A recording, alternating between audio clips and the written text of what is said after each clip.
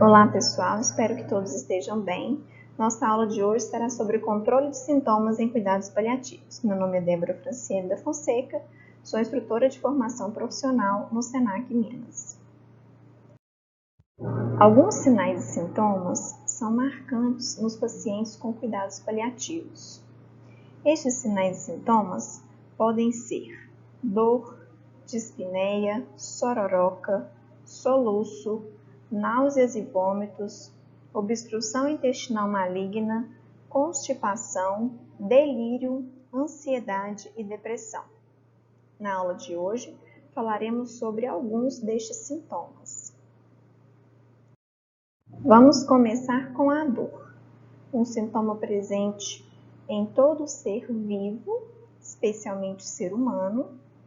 Em cuidados paliativos, este sintoma se apresenta muito frequentemente.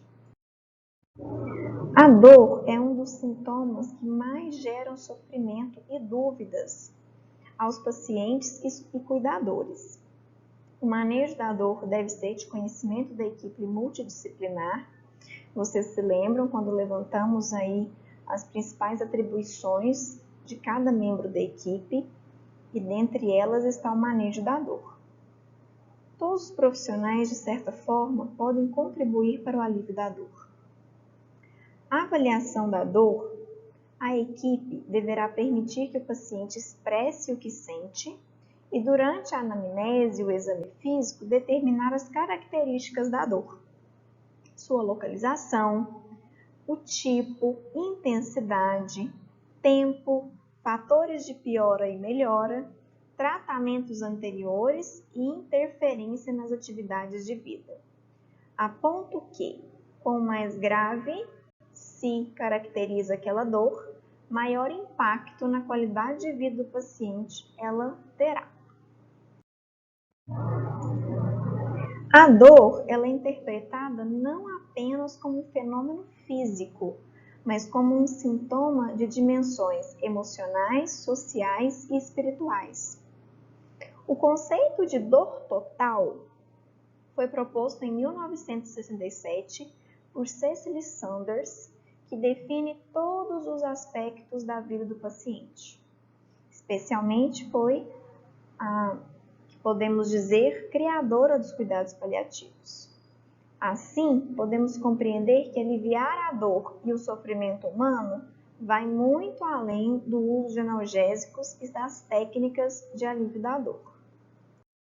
A dor total, que foi proposta por Cecily Saunders, se divide em 4 tópicos. Para compor a dor total, encontra-se em um paciente a dor espiritual. Quais serão os relatos deste paciente? Sentimento de vazio, culpa, arrependimento. A dor emocional, que são medo, raiva, ansiedade, depressão, solidão. A dor social, relacionada a problemas financeiros, familiares e problemas profissionais. E a dor física, vômitos, náusea, dispneia, diarreia. Então, o ser humano, de acordo com a Cecily, pode sofrer em sua fase final de vida desses 4 tipos de dores, individual ou em conjunto. Reconhecer que a dor total existe permite melhor atuação da equipe profissional e melhor qualidade de vida para o paciente. Como vocês já sabem, a avaliação da dor deve ser feita pelos profissionais de saúde, especialmente o médico, o enfermeiro, técnico e auxiliar de enfermagem, e é muitas vezes realizada a partir do uso de escalas. Então, à esquerda nós temos a escala visual da dor, onde, independente da escala, 0 significa zero dor e 10 significa dor pior possível. E aí, nessa escala, nós podemos observar postinhos que demonstram quanto de dor o paciente se enquadra. Lembrando que esta A avaliação é feita aí com o paciente. E aqui à direita nós podemos observar a escala numérica de 0 a 10. E os pacientes que têm o entendimento, adultos, idosos, que têm o entendimento das notas, podem utilizar esses números para avaliação de sua dor. Mas como avaliar a dor em um paciente inconsciente ou com dificuldade de comunicação? Como seria feito isso? Existe a escala comportamental de dor, que avalia os quesitos expressão facial. Então, quando o nosso paciente apresenta a face relaxada, o caracterizamos como nível de dor 1. Quando ele apresenta a face parcialmente tensa, totalmente tensa ou fazendo careta, já dizemos que esse paciente está com nível de dor, mesmo que entubado. Às vezes inconsciente, não é mesmo? Então, esta é a nossa forma de avaliação para esse grupo de pacientes. Ainda de acordo com essa escala, são avaliadas os movimentos nos membros superiores, de forma que o membro relaxado recebe nota 1 e o membro totalmente contraído recebe a nota 4. Ou seja, o movimento dos membros do nosso paciente inconsciente pode nos representar se ele está ou não sentindo dor.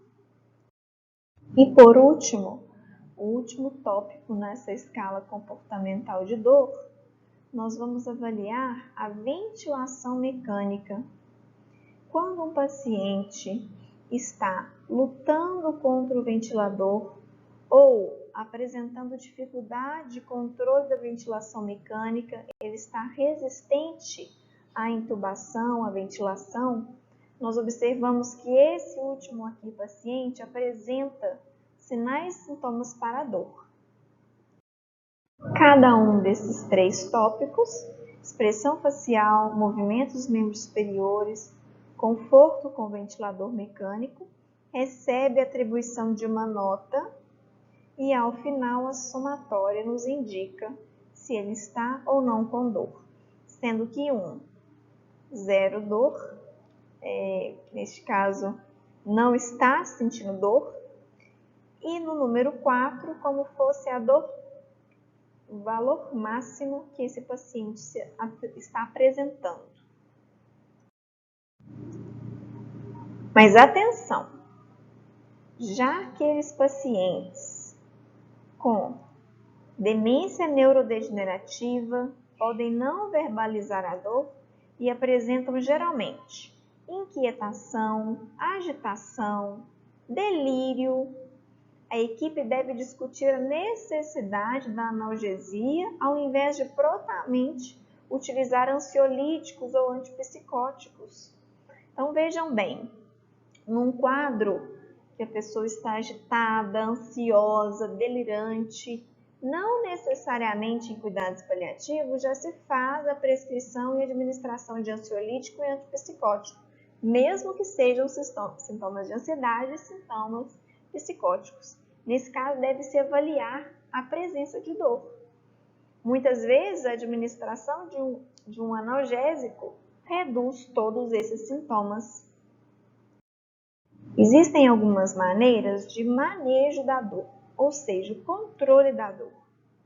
Existe o manejo não farmacológico, através da fisioterapia, termoterapia, exercícios respiratórios, posicionamento, auriculoterapia e atividades terapêuticas. E o manejo farmacológico, que utiliza de medicações para esse controle da dor. O manejo farmacológico deve estar baseado na escada analgésica da Organização Mundial da Saúde. Veremos a seguir. A título de curiosidade, esta imagem representa os pontos que correspondem na orelha ao nosso corpo. Então, a auriculoterapia é uma prática que veio através da medicina chinesa para alívio de vários sintomas, não só de pacientes em cuidados paliativos, mas também. E o alívio da dor está entre uma de suas propostas.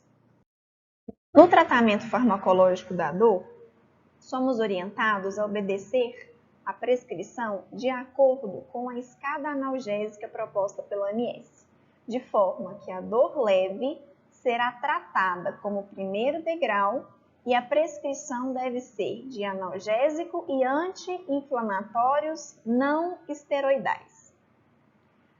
Quando o paciente refere dor moderada, se é prescrito opioides fracos, analgésicos e anti-inflamatórios.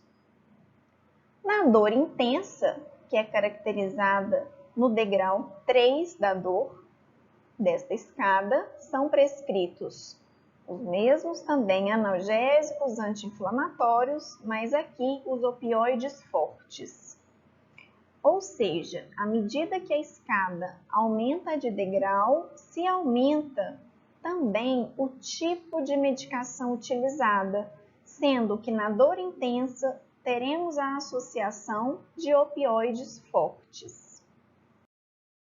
Os analgésicos não esteroidais são aqueles do tipo ibuprofeno, que atua como analgésico, anti-inflamatório e antipirético, ou seja, controle da temperatura. A apresentação desse medicamento pode vir em injetável, via oral, por comprimido ou forma líquida também, pensando aí nos pacientes com sonda. Cetoprofeno também é um anti-inflamatório muito utilizado. A dose máxima recomendada dele é de 300 mg por dia e ele vem apresentado também na forma de pó para aqueles pacientes que precisam de diluição para sonda nasoentérica. Diclofenaco também é um analgésico e um anti-inflamatório. As apresentações dele são via oral, comprimido e também injetável. A dipirona, que vocês já conhecem bem, é um analgésico, também reduz a temperatura, utilizada em associação a estes anti-inflamatórios não esteroidais. E o paracetamol, também muito conhecido, sendo utilizado aí em associação com esses anti-inflamatórios, com a dipirona também, de forma a auxiliar nesse alívio da dor. Os principais tipos de opioides fracos são a codeína. Todos os opioides, pessoal, são derivados do ópio. Ele tem ação no sistema nervoso central. Logo, ao utilizá-los, eles causam esse alívio imediato da dor, porém, também podem causar dependência. Entretanto, nós sempre avaliamos em cuidados paliativos que essa pessoa, em fase final de vida, muitas vezes há semanas ou dias de fato terminar sua vida, precisam passar por esse processo com alívio da dor, independente do risco de dependência ou não. Estes pacientes só não podem ter uma dose extra da medicação de modo que eles se intoxiquem. Vamos falar sobre isso posteriormente. Então, a codeína, esse tipo aí de opioide fraco, pode se apresentar também em associação com o paracetamol. O nome comercial muito ouvido é o nome Paco. É utilizado muito em tratamentos também ortopédicos, em alguns tipos de cirurgia abdominal, pode ser utilizada. Mas nesse caso aqui, nós estamos falando especialmente do paciente que está em cuidados paliativos. O tramadol, também muito conhecido, já discutimos sobre ele em algumas aulas, é um analgésico também opioide, pode estar na forma injetável ou também na forma de cápsulas, sendo indicado aí como opioide fraco.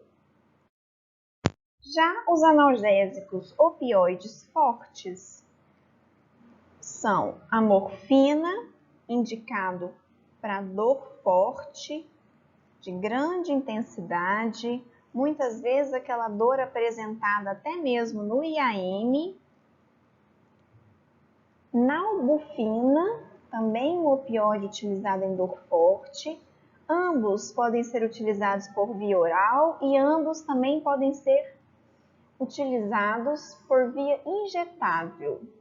No caso da nalbufina, ela também pode ser utilizada como complemento da anestesia cirúrgica, na analgesia pré e pós-operatória, somente a título de curiosidade. É uma medicação que vocês podem encontrar também nessas outras clínicas. Aqui são utilizados no alívio da dor do paciente em cuidados paliativos.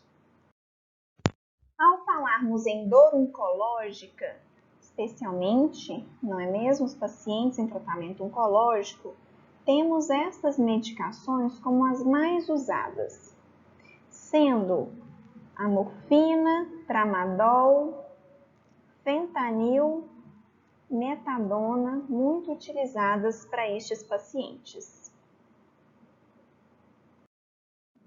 A prescrição e uso de morfina em cuidados paliativos envolve uma série de mitos. Aqui eu trago imagens para vocês da morfina na apresentação de comprimidos, suspensão oral e injetável. A morfina não abrevia a vida, ou seja, não mata o paciente em cuidados paliativos. Pelo contrário, permite alívio da dor. A morfina melhora a dor, aliviando esse sintoma enquanto se tem vida. Vale destacar também que a morfina endovenosa é 3 vezes mais potente por via oral. Então, cuidado! Às vezes, durante o tratamento, durante o acompanhamento que vocês forem realizar com algum paciente de cuidados paliativos, essa superdosagem pode causar intoxicação por opioide, intoxicação por morfina. E o uso elevado de morfina pode colocar em risco o nosso paciente. Quando o uso de opioides ocorre de forma incorreta, em excesso, ou o paciente não está com um bom metabolismo e ele se acumula no corpo, pode ocorrer a intoxicação. A intoxicação por opioides só é revertida com a prescrição e a administração de naloxona. A naloxona é uma droga antagonista dos receptores de opioides, indicado para o tratamento de emergência e superdosagem ou mesmo na intoxicação aguda. Quais principais sintomas nosso paciente apresenta? Depressão respiratória. Então, na hipótese dessa ocorrência, sabendo que o paciente faz uso de opioides, a naloxona é indicada.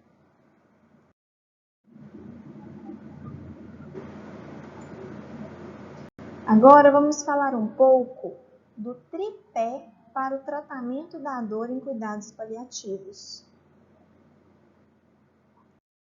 Como vocês recordam, o tratamento da dor utiliza de diferentes vias de administração medicamentosa.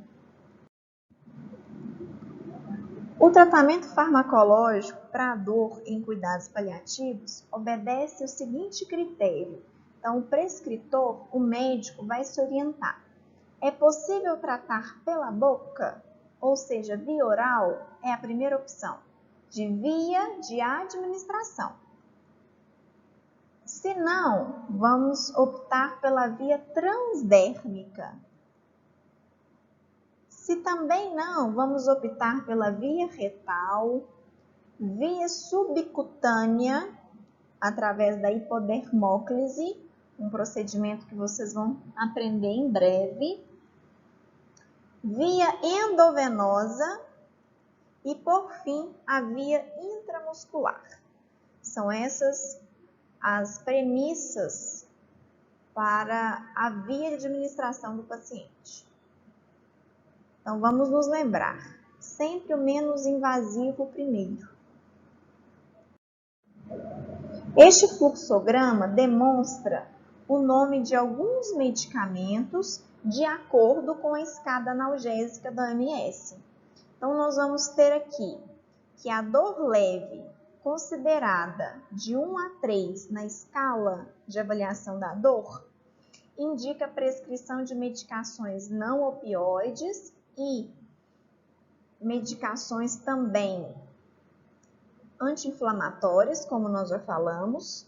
A dor moderada de 4 a 6, opioides fracos e analgésicos e também anti-inflamatórios. E na dor forte de 7 a 10, já faremos aí então a administração de acordo com a prescrição dos opioides fortes. É importante observarmos algumas reações adversas dos opioides. A principal delas é a constipação intestinal, muito comum nos pacientes que fazem uso de opioides.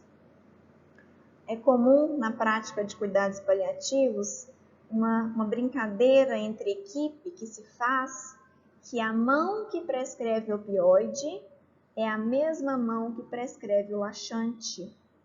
Então, nós sempre estamos ali em contato com a equipe médica e vamos sempre nos haver também que a prescrição de opioide logo em seguida está próxima à medicação também laxante, porque é esperado que o opioide cause constipação. Pode causar também náusea, sonolência, delírio, mioclonia, que é uma contração breve aí de grupos musculares, neurotoxicidade, manifestada pela dor abdominal e dor em outras partes do corpo. E a reação mais grave é a depressão respiratória. Então, durante a avaliação do paciente, se ele estiver confuso, torporoso, com uma frequência respiratória menor que 10 incursões por minuto, o ideal é, ao observar, chamar pela assistência médica de urgência, chamar pelo SAMU e já fazer o transporte rápido desse paciente, que ele tem grandes chances de ter uma parada respiratória. O próximo sintoma que iremos falar é da dispneia. A dispneia é uma experiência subjetiva de desconforto respiratório. Cada pessoa apresenta um grau de dispneia. É um sintoma muito comum nos cuidados paliativos, especialmente em pacientes com câncer pulmonar e em pacientes que têm o diagnóstico de DPOC. O que é DPOC? Doença pulmonar obstrutiva crônica. No alívio da dispneia, o profissional deve considerar esse relato do paciente, fazer a avaliação do seu exame físico, observar se tem algum fator que desencadeia a dispneia, como, por exemplo, a dispneia começa após o banho, a dispneia começa após a mobilização da cadeira para o leito ou do leito para a cadeira. Observar também o ritmo e a evolução da dispneia, os fatores que melhoram e pioram, além da doença que vai levar a este sintoma. Doenças bases, como a DPOC e o câncer pulmonar. O manejo da dispneia, controle não farmacológico, consiste em orientar o paciente, o cuidador, a manter o ambiente em que ele vive da melhor forma possível.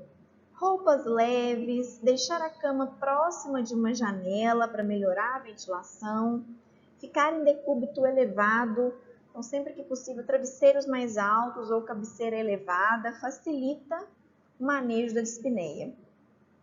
Estes pacientes terão dispneia, os oncológicos de câncer de pulmão e os DPOcíticos.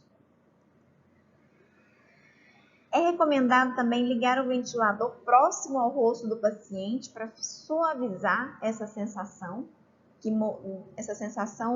neurológica que modula a percepção de dispneia. melhorar a capacidade funcional por meio da respiração controlada, exercício de controle da ansiedade, manter o nível de atividades de acordo com as limitações. Então, se for possível, esse paciente tem acompanhamento ali junto com a equipe do SAD, alguns exercícios de mobilização ou exercícios ainda dentro de casa de acordo com a limitação, mas para aumentar essa capacidade pulmonar. Fisioterapia respiratória. Fisioterapia respiratória fortifica muito esse pulmão. Além de técnicas como a aspiração, facilitam aí o manejo não farmacológico da dispneia. No caso do manejo farmacológico, o oxigênio é o nosso principal auxílio nestas situações. São benéficos, é indicada de forma individualizada e minuciosa. Como já conversamos anteriormente, ele também pode se tornar tóxico e é considerada indicação para os pacientes em cuidados paliativos a partir de uma oximetria menor que 92%. Então, vejam bem a diferença para o paciente em cuidados paliativos.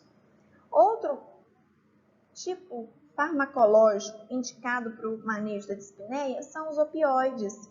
Eles reduzem a percepção central da dispneia, reduzem a sensibilidade ao excesso de gás carbônico no sangue e reduzem o consumo de oxigênio, melhorando a função cardiovascular.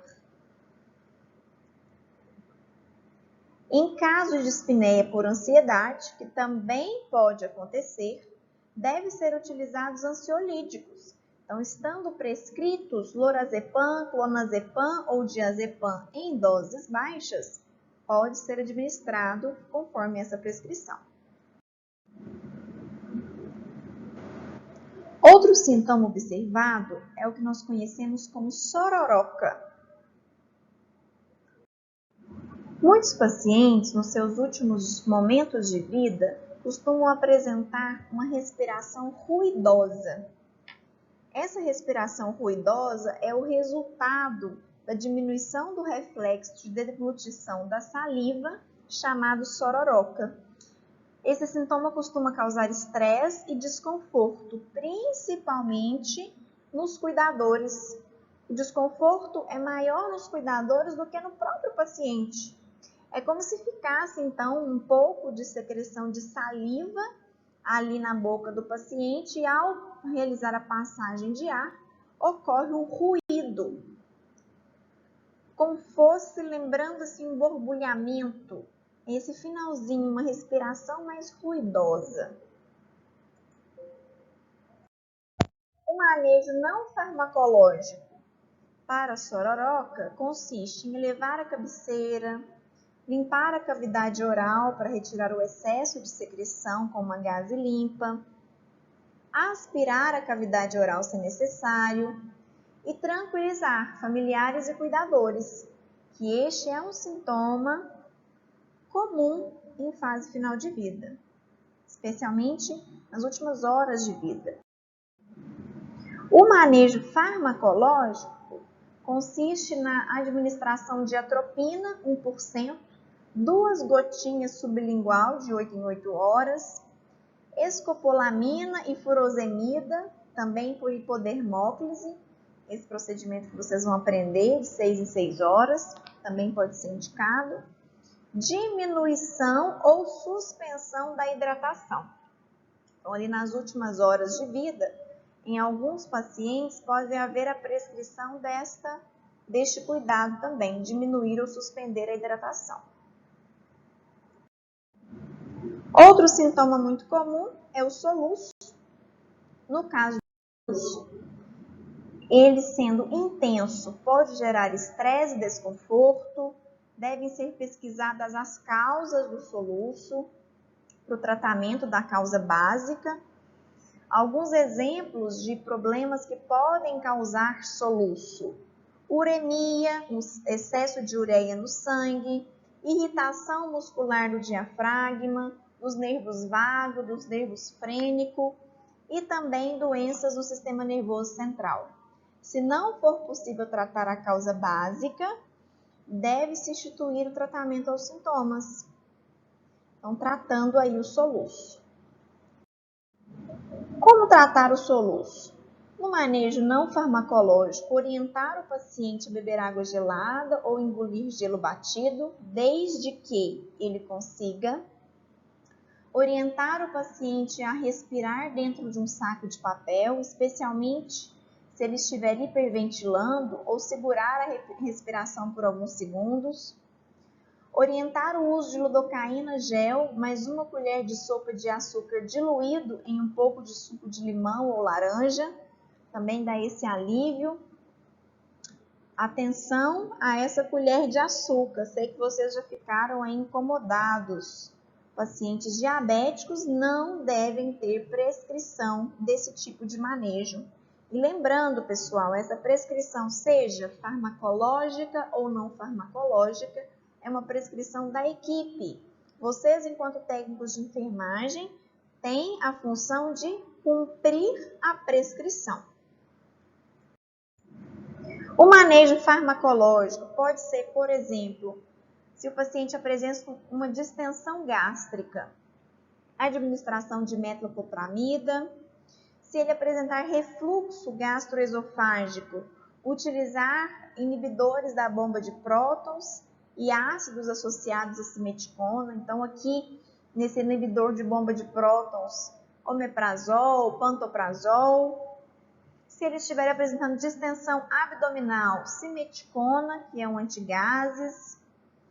Entretanto, se for compressão ou irritação tumoral nessas áreas que provocam o soluço, tratar com dexametasona de 4 a 8 mg pela manhã e, se não houver melhora em uma semana, interromper o uso.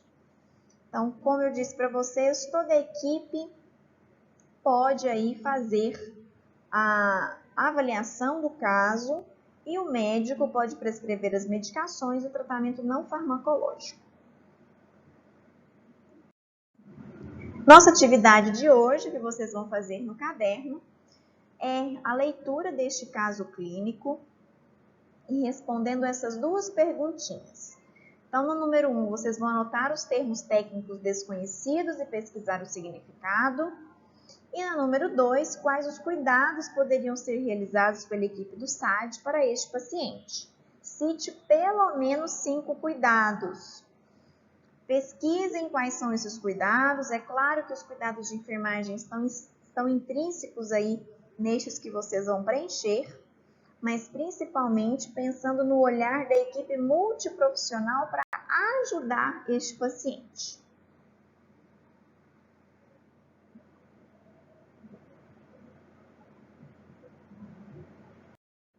Aqui estão as referências utilizadas na preparação desta aula. Encerramos por hoje. Bons estudos!